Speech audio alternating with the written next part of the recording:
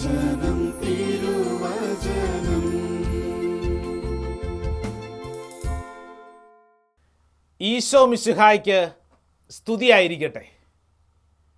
പ്രിയപ്പെട്ട ദൈവജനമേ, പഴയ നിയമത്തിലെ ശക്തനായ ഒരു പ്രവാചകനാണ് ദാനിയേൽ പ്രവാചകൻ. ദാനിയേൽ പ്രവാചകൻ്റെ പുസ്തകം 14 അധ്യായം 38 തിരുവചനം. സാധിക്കുന്നവർ വിശുദ്ധ ഗ്രന്ഥമൊക്കെ തുറന്ന് വചനം വായിച്ച് വലിയ ഒരു അഭിഷേകത്തിലേക്ക് നമുക്ക് പ്രവേശിക്കാം. Book of Daniel chapter 14 verse 38.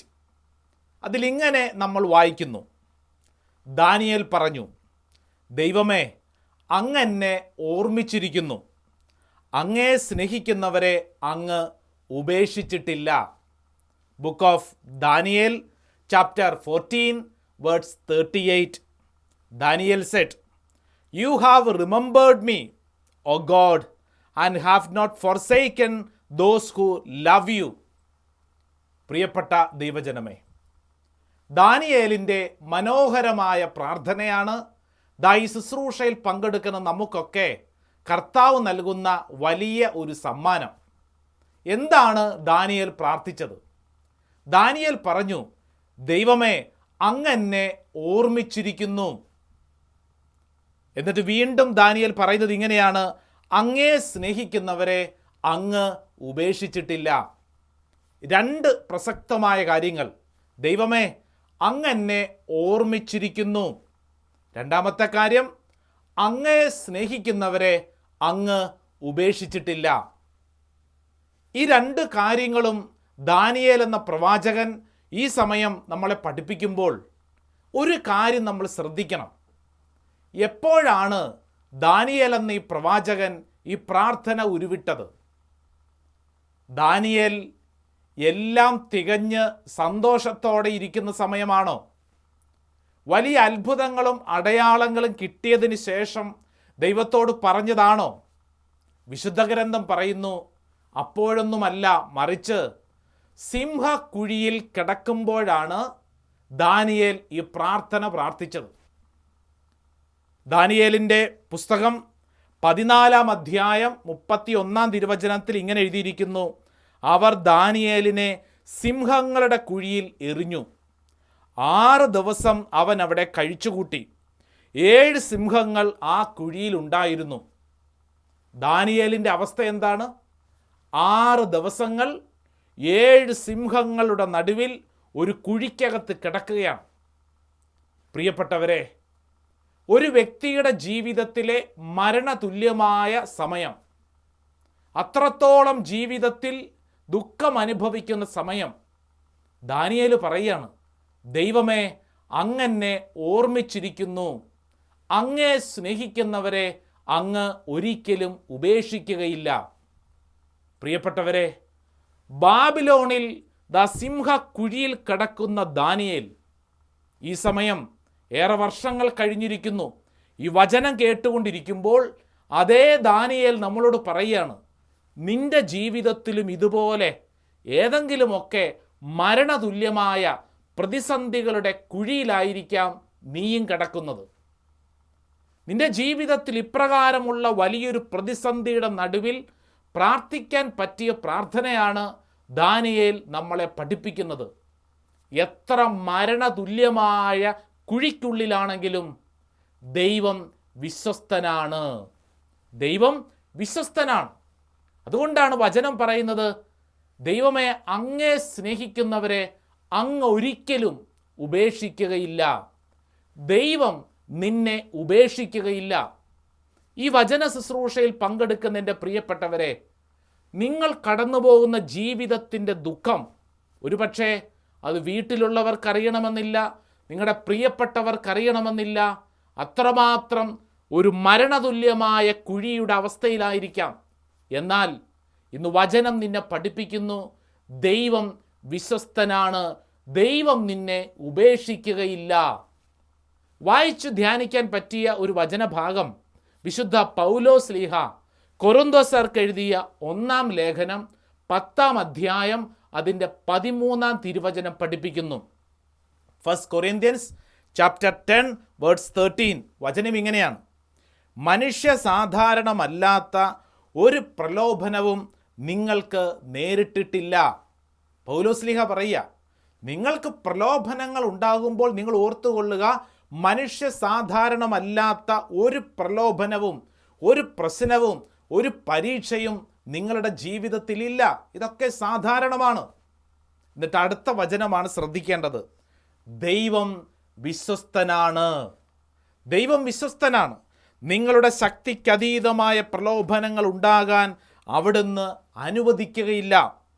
പ്രലോഭനങ്ങൾ ഉണ്ടാകുമ്പോൾ അവയെ അതിജീവിക്കാൻ വേണ്ട ശക്തി അവിടുന്ന് നിങ്ങൾക്ക് നൽകും. Saint Paul's letter to Corinthians, first letter chapter 10 verse 13: No testing has overtaken you that is not common to everyone. God is faithful. ദൈവം വിശ്വസ്തനാണ്. പ്രിയപ്പെട്ടവരെ, പൗലോസ്ലീഹ നമ്മളെ പഠിപ്പിക്കുകയാണ്. ജീവിതത്തിൻ്റെ വലിയ പ്രതിസന്ധികളിലൂടെ കടന്നു പോകുന്നവരാണ് നമ്മളൊക്കെ. പ്രത്യേകിച്ച് ഈ ദുരിത നാളുകളിൽ നമ്മൾ ഓർമ്മിച്ചു കൊള്ളണം, ദൈവം വിശ്വസ്തനാണ്. ദൈവം വിശ്വസ്തനാണ്. നമ്മൾ വിശ്വസ്തരല്ല, പക്ഷേ ദൈവം വിശ്വസ്തനാണ്. നിന്റെ ജീവിതത്തിൽ നീ കുഴിയിൽ കടന്ന് സങ്കടപ്പെടുമ്പോൾ നിന്നെ കരം പിടിച്ചുയർത്താൻ ദൈവം നിന്റെ കൂടെയുണ്ട്. ദൈവത്തെ സ്നേഹിക്കുന്നവരെ ദൈവം ഒരിക്കലും ഉപേക്ഷിക്കുകയില്ല. ദാനിയേലിൻ്റെ പ്രാർത്ഥന നമ്മുടെ ജീവിതത്തിൽ എന്നും ഉരുവിട്ട് പ്രാർത്ഥിക്കാൻ പറ്റിയ പ്രാർത്ഥനയാണ്. ദൈവമേ, അങ്ങനെ ഓർമ്മിച്ചിരിക്കുന്നു, അങ്ങേ സ്നേഹിക്കുന്നവരെ അങ്ങ് ഒരിക്കലും ഉപേക്ഷിക്കുകയില്ല. ദൈവം വിശ്വസ്തനാണ്. നമുക്കൊക്കെ പരിചയമുള്ള ഒരു സംഭവം ഓർമ്മയിൽ കൊണ്ടുവരുന്ന നല്ലതാണ്. അതായത് പത്രോസ്ലീഹ യേശു വെള്ളത്തിൻ്റെ മുകളിലൂടെ നടക്കുന്ന സമയത്ത് ഇത് കണ്ടിട്ട് പത്രോസിനും വലിയൊരു ആഗ്രഹം. പത്രോസ്ലീഹായും വെള്ളത്തിന് മുകളിലൂടെ നടക്കുകയും എന്നാൽ ഉടനെ തന്നെ അവൻ വെള്ളത്തിൽ താഴ്ന്നു പോണ ഒരു രംഗമുണ്ട്. ഈ സമയം വിശുദ്ധ ഗ്രന്ഥം വായിക്കുമ്പോൾ ശ്രദ്ധയോടെ വായിക്കാൻ പറ്റിയൊരു വചനമുണ്ട്. അത് മർക്കോസിൻ്റെ സുവിശേഷം 14 അധ്യായം 31 തിരുവചനം. വചനം എന്തെഴുതിയിരിക്കണമെന്നറിയോ? ഉടനെ യേശു കൈനീട്ടി അവനെ പിടിച്ചുകൊണ്ട് പറഞ്ഞു, അല്പവിശ്വാസി, നീ സംശയിച്ചതെന്ത്? Saint Mark's gospel chapter 14 verse 31. Jesus immediately reached out his hand and caught him, saying to him, you of little faith, why did you doubt? Immediately reached out. യേശു ഉടൻ തന്നെ തൻ്റെ കൈ നീട്ടി അവനെ പിടിച്ചു.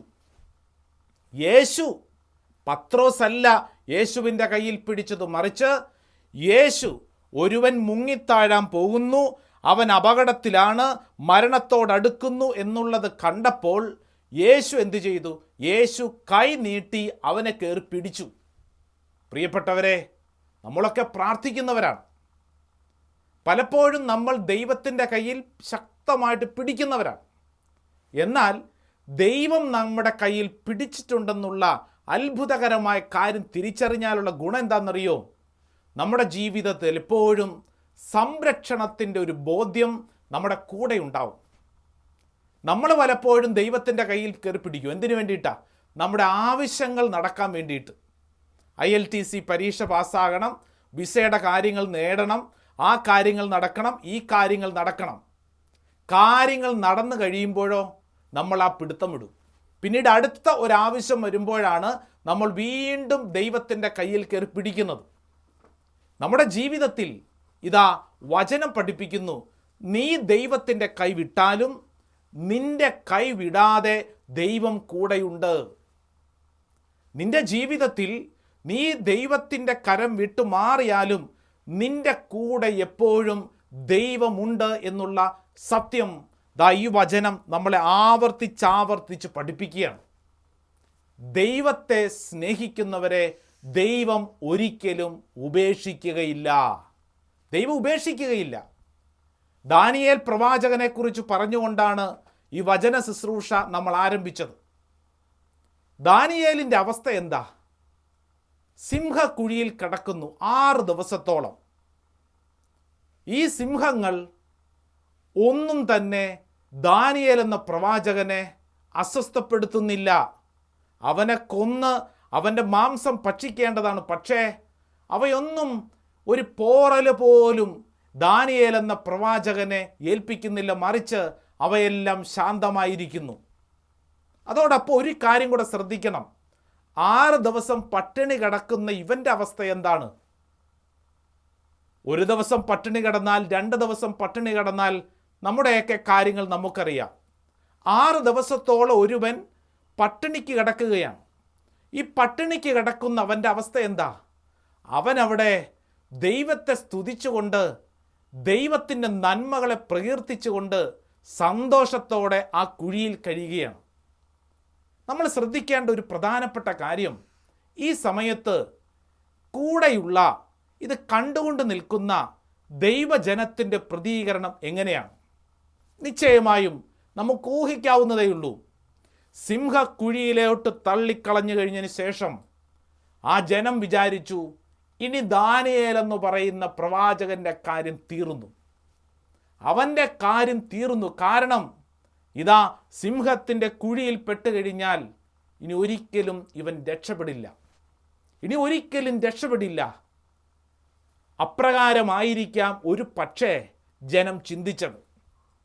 നമ്മളൊക്കെ ചിന്തിച്ച് നോക്കിയാൽ, നമ്മൾ കുഴിയിൽ കിടക്കുമ്പോൾ, നമ്മളൊരു പ്രതിസന്ധിയിലാകുമ്പോൾ, നമ്മുടെയൊക്കെ നാട്ടുകാരും വീട്ടുകാരും ഒരുപക്ഷെ നമ്മുടെ പ്രിയപ്പെട്ടവരെന്ന് കരുതുന്നവർ പോലും എങ്ങനെയാണ് നമ്മളെ കണക്കാക്കുന്നത്? പലപ്പോഴും കണക്കാക്കുന്ന രീതി ഇനി ഒരിക്കലും രക്ഷപ്പെടിയേല എന്ന തരത്തിലാണ്. വായിച്ച് ധ്യാനിക്കാൻ പറ്റിയ മറ്റൊരു വചനഭാഗം പുതിയ നിയമത്തിൽ മർക്കോസിൻ്റെ സുവിശേഷം 10-ാം അധ്യായം അതിൻ്റെ 48-ാം തിരുവചനത്തിലുണ്ട്. അവിടെ നമുക്കറിയാം, ബെർത്തിമ്യൂസ് എന്ന് പറയുന്ന ഒരു അന്ധയാചകനോട് ചേർന്നാണ് ഈ വചനഭാഗം എഴുതി വച്ചിരിക്കുന്നത്.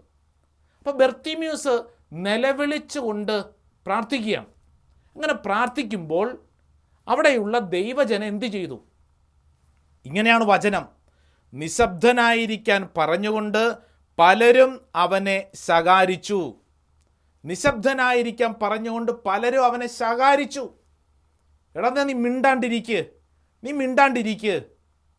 Cent Mark's gospel chapter 10 verse 48, many sternly ordered him to be quiet. നീ മിണ്ടാണ്ടിരിക്കുക എന്ന് പറഞ്ഞു കഴിഞ്ഞാൽ നിന്റെ കാര്യം തീർന്നു, നീ രക്ഷപ്പെടില്ല, നീ ഇനി ഇങ്ങനെ കിടന്ന് നിലവിളിച്ചിട്ട് കാര്യമൊന്നുമില്ല. പ്രിയപ്പെട്ടവരെ, ദാനിയേൽ എന്ന് പറയുന്ന പ്രവാചകൻ സിംഹക്കുഴിയിൽ പെട്ടപ്പോൾ ജനം വിചാരിച്ചു കഥ തീർന്നു. ഒരുപക്ഷെ അതുകൊണ്ടല്ലേ പിന്നീട് നമ്മൾ വായിച്ചു പോകുമ്പോൾ മനോഹരമായിട്ട് എഴുതിയിട്ടുണ്ട്. എന്താണ്? 14-ാം അധ്യായം 40-ാം വചനം: 7-ാം ദിവസം രാജാവ് ദാനിയേലിനെ പ്രതി വിലപിക്കാനെത്തി. സങ്കടപ്പെട്ടുകൊണ്ടാണ് നിൽക്കുന്നത് രാജാവൊക്കെ. കാരണം കുഴിയിൽ കിടക്കുന്നവൻ ഇനി തീർന്നല്ലോ. വിലപിക്കാനെത്തി. നമ്മുടെയൊക്കെ ജീവിതത്തിലും കുഴിയിൽ കിടക്കുന്ന അനുഭവം, വലിയ പ്രതിസന്ധിയിൽ കിടക്കുന്ന അനുഭവം, ചുറ്റുവട്ടത്തും നോക്കി രക്ഷയ്ക്ക് വേണ്ടി നമ്മൾ കൈ നീട്ടുമ്പോൾ നമ്മുടെയൊക്കെ ചുറ്റുവട്ടത്തുള്ളവർ നമ്മളെ കളിയാക്കി ചിരിക്കും. അവർക്കൊന്നും നമ്മളെ രക്ഷിക്കാനാവില്ല. ഇതാ ദാനിയേൽ എന്ന് പറയുന്ന പ്രവാചകൻ ഈ ശുശ്രൂഷയിൽ പങ്കെടുക്കുന്ന നമ്മളോട് പറയുന്നു, നീ കൈ നീട്ടേണ്ടത് സർവശക്തനായ ദൈവത്തിങ്കിലേക്കാണ്. നാട്ടുകാരുടെ പ്രതികരണം നോക്കിക്കൊണ്ടിരുന്നിട്ട് കാര്യമില്ല, വീട്ടുകാരുടെ പ്രതികരണം നിങ്ങൾ നോക്കിക്കൊണ്ടിരുന്നിട്ട് കാര്യമില്ല. നീ രക്ഷപ്പെടില്ല എന്ന് അവരെല്ലാവരും പറയും. അവൻ്റെ കാര്യം തീർന്നുവെന്ന് പറയും. അങ്ങനെയല്ലേ മിക്കവാറും.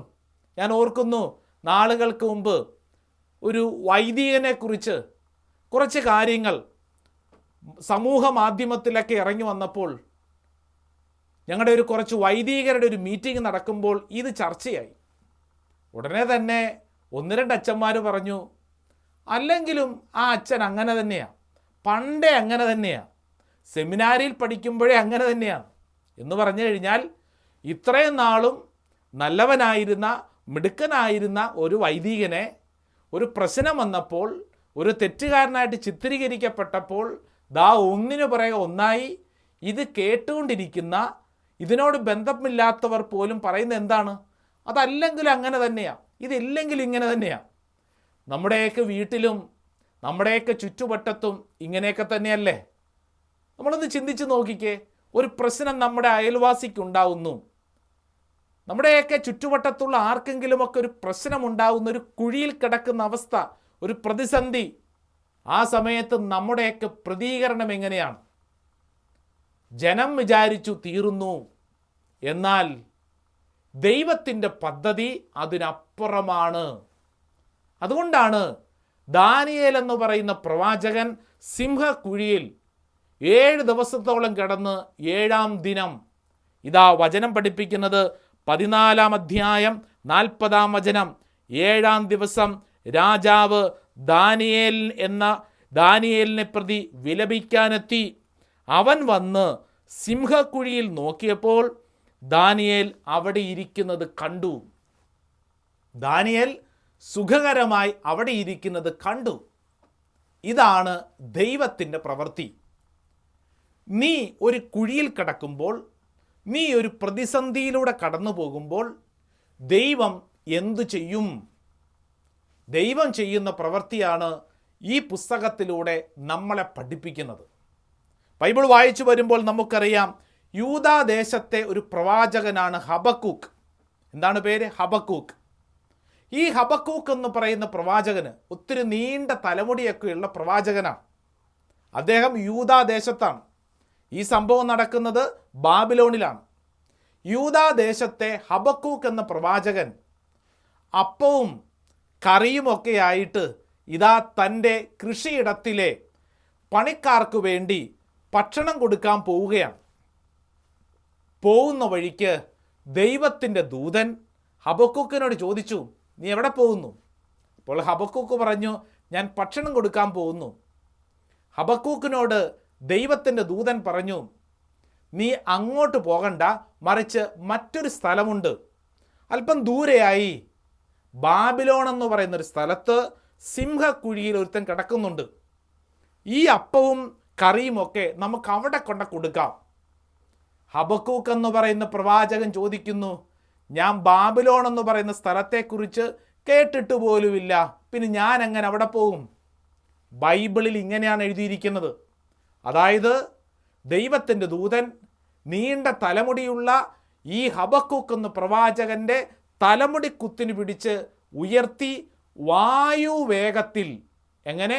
വായുവേഗത്തിൽ, അതിവേഗത്തിൽ ദാ സിംഹക്കുഴിയുടെ മുകളിൽ ബാബിലോണിൽ എത്തി ദാനിയേലിനെ വിളിച്ച് ദാനിയേലിന് ഭക്ഷണം കൊടുക്കുകയാണ്. അത്ഭുതകരമായ ദൈവപ്രവൃത്തി. അതിനുശേഷം ഹബക്കൂക്ക് എന്ന പ്രവാചകനെ തിരികെ സ്വസ്ഥലത്ത് എത്തിക്കുന്നു. പ്രിയപ്പെട്ടവരെ, നീ ഒരു കുഴിയിൽ കിടക്കുമ്പോൾ, നീ ഒരു പ്രതിസന്ധിയിലൂടെ കടന്നു പോകുമ്പോൾ ദൈവം ചെയ്യുന്ന കാര്യമാണ് വിശുദ്ധ ഗ്രന്ഥം നമ്മളെ പഠിപ്പിക്കുന്നത്. ദൈവം എന്തു ചെയ്യും? നിനക്ക് വേണ്ടി ദൈവം കരുതുന്ന ദൈവം, നിന്നെ ഓർമ്മിക്കുന്ന ദൈവം, വിശ്വസ്തനായ ദൈവം, നീ വിചാരിക്കാത്ത തരത്തിൽ നിന്നിൽ ദൈവം ഇടപെടും. നീ സ്വപ്നം കാണാത്ത വിധത്തിൽ ദൈവം നിന്നിൽ ഇടപെടും. നിന്റെ മനുഷ്യ ബുദ്ധിക്ക് അതീതമായൊരു കാര്യം ദൈവം ചെയ്യും.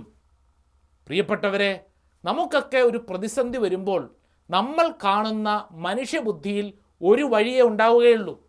എന്നാൽ ദൈവത്തിൻ്റെ ആത്മാവ് പ്രവർത്തിക്കുമ്പോൾ ഒരു വഴിയല്ല, അതിനപ്പുറം അനേക സാധ്യതകൾ നമ്മുടെ മുമ്പിൽ തെളിയും.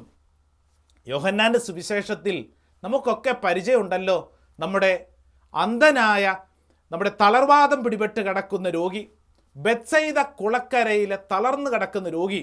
എത്ര വർഷം? 38 വർഷം. പ്രിയപ്പെട്ടവരെ, യേശു കടന്നു എന്നിട്ട് ചോദിക്കുന്ന ചോദ്യം എന്താ? നിനക്ക് സുഖം പ്രാപിക്കാൻ ആഗ്രഹമുണ്ടോ? അതിനെന്താണ് അവൻ കൊടുക്കുന്ന മറുപടി? അവൻ പറയുന്നത് എന്താ? വെള്ളമിളകുമ്പോൾ ആരും എന്നെ വെള്ളത്തിലോട്ട് ഇളക്കാൻ ആരുമില്ല. ഞാൻ ചെല്ലുമ്പോഴത്തേക്കും വേറെ ആളുകൾ ഇറങ്ങിക്കഴിഞ്ഞു.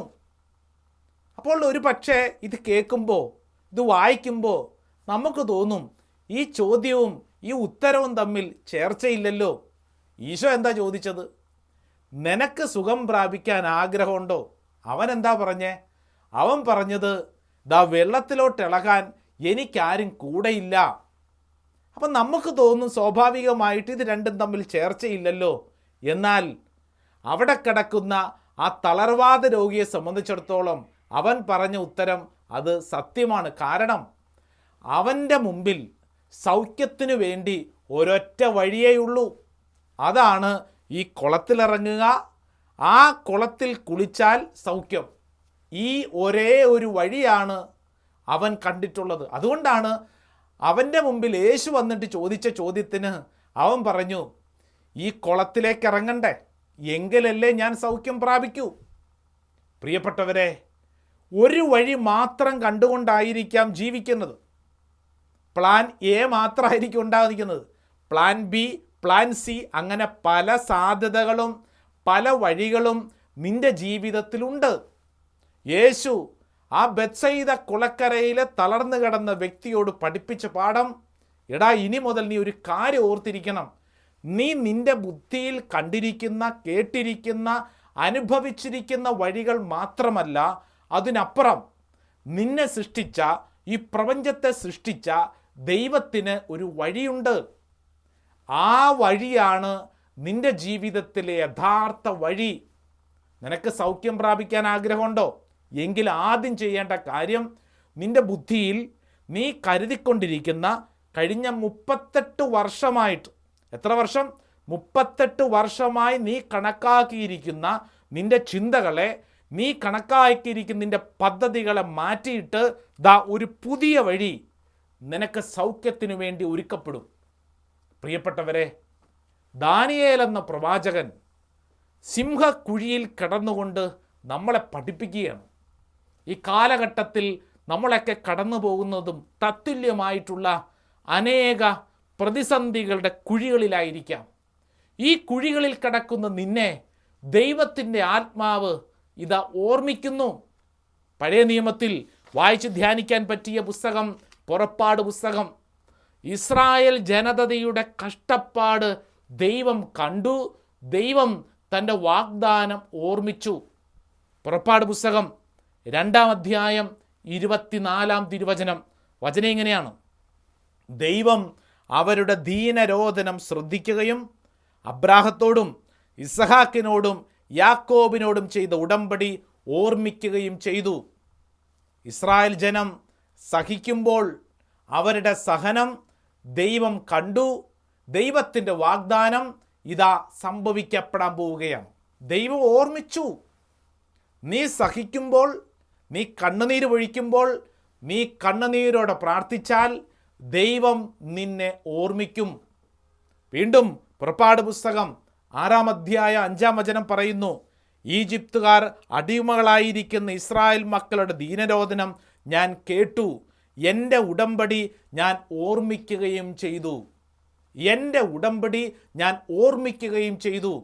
വീണ്ടും സങ്കീർത്തന പുസ്തകം 105-ാം അധ്യായം 8-ാം തിരുവചനം: അവിടുന്ന് തൻ്റെ ഉടമ്പടി എന്നേക്കും അനുസ്മരിക്കും, തൻ്റെ വാഗ്ദാനം തലമുറകൾ വരെ ഓർമ്മിക്കും.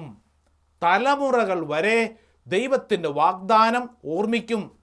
പ്രിയപ്പെട്ടവരെ, ദാ ഈ ശുശ്രൂഷയിൽ പങ്കെടുക്കുന്ന നമ്മളോടൊക്കെയാണ് ഈ വചനങ്ങൾ പഠിപ്പിക്കുന്നത്. ഇത് വെറുതെ വായിച്ച് മാറ്റിവെക്കാനുള്ളതല്ല, നമ്മുടെ അനുദിന ജീവിതത്തിൽ പ്രാവർത്തികമാക്കാനുള്ള വചനഭാഗം. ദാനിയേൽ എന്ന പ്രവാചകൻ്റെ പുസ്തകം വെറും 14 അധ്യായങ്ങളുള്ള പുസ്തകമാണ്. പല ധ്യാന അവസരങ്ങളിലും ഒരുപക്ഷെ ഈ ദാനിയേലിൻ്റെ പ്രാർത്ഥന പഠിച്ചിട്ടുണ്ടാവും.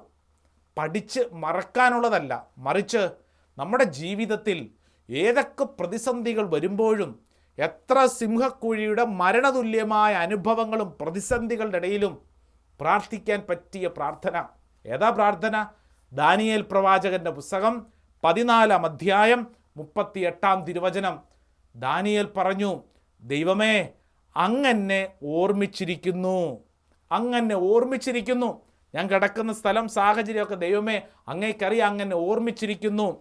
അങ്ങേ സ്നേഹിക്കുന്നവരെ അങ്ങ് ഉപേക്ഷിച്ചിട്ടില്ല. പ്രിയപ്പെട്ടവരെ, ഈ വചനം നമ്മുടെയൊക്കെ ജീവിതത്തിൽ അനുദിനം ഉരുവിട്ട് പ്രാർത്ഥിക്കാം. അതോടൊപ്പം തന്നെ നമ്മുടെയൊക്കെ കുടുംബത്തിലും ചുറ്റുവട്ടത്തും സൗഹൃദ വലയങ്ങൾക്കിടയിലും സഹിക്കുന്നവർ, പ്രതിസന്ധികളിലൂടെ കടന്നു പോകുന്നവരോട് ഈ വചനം പറഞ്ഞു കൊടുക്കുക. ദാനിയേലിൻ്റെ ഈ പ്രാർത്ഥന അതിസുന്ദരമായ അത്ഭുതങ്ങൾ ഉളവാക്കുന്ന പ്രാർത്ഥന. എന്താ പ്രാർത്ഥന? ദൈവമേ, അങ്ങെന്നെ ഓർമ്മിച്ചിരിക്കുന്നു, അങ്ങേ സ്നേഹിക്കുന്നവരെ അങ്ങൊരിക്കലും ഉപേക്ഷിക്കുകയില്ല. നമുക്ക് ദൈവത്തെ സ്നേഹിക്കാം. ദൈവം ഒരിക്കലും നമ്മളെ ഉപേക്ഷിക്കുകയില്ല. ഈ വലിയ കൃപയിലേക്ക് നമുക്ക് എല്ലാവർക്കും വളരാം. ദൈവസമൃദ്ധമായി നമ്മളെല്ലാവരും അനുഗ്രഹിക്കട്ടെ. ആമേൻ.